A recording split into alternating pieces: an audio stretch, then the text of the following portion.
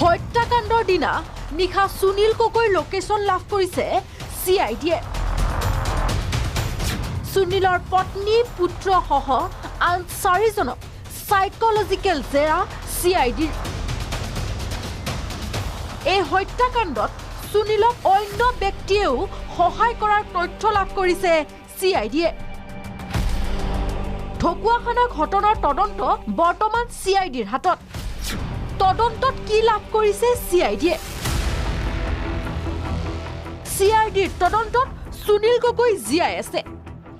কিয়নো যিদিনা জাহাংগীৰক হত্যা কৰা হৈছিল সেইদিনা নিশা সুনীলৰ মোবাইল লোকেশন লাভ কৰিছে CIDয়ে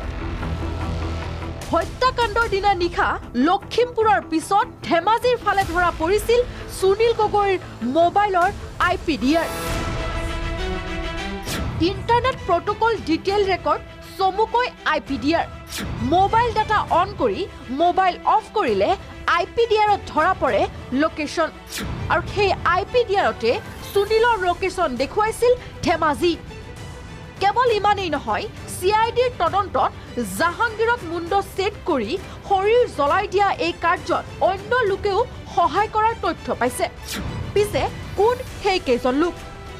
লখিমপুৰ আৰক্ষীৰ পিছত CIDয়ে মাৰাথন জেৰা চলাইছিল সুনীলৰ পৰিয়ালক সুনীল গগৈৰ পত্নী পুত্ৰ সহ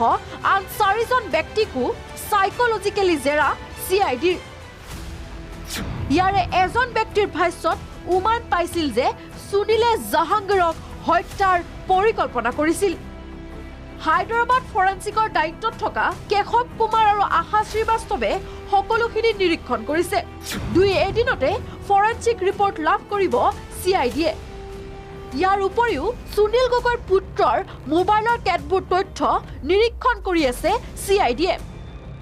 য'ত ঠিকাদাৰে হত্যাৰ ভাবুকি দিয়া বহু পৰিকল্পিত কথোপকথনৰ বহুকেইটা ৰেকৰ্ডিং আহিছে পোহৰলৈ CIDৰ আন এক খণ্ডে সুনীলে বিমাৰ ধনৰ উপৰিও আন এক পৰিকল্পনাৰে জাহাংগীৰক হত্যা কৰিছে সুনীলক কোনো দুৰ্বৃত্তই অপহৰণ কৰাৰ কোনো তথ্য লাভ কৰা নাই CIDয়ে মুঠতে এতিয়াও অন্তহীন ৰহস্যৰ মাজত সমগ্ৰ ঘটনা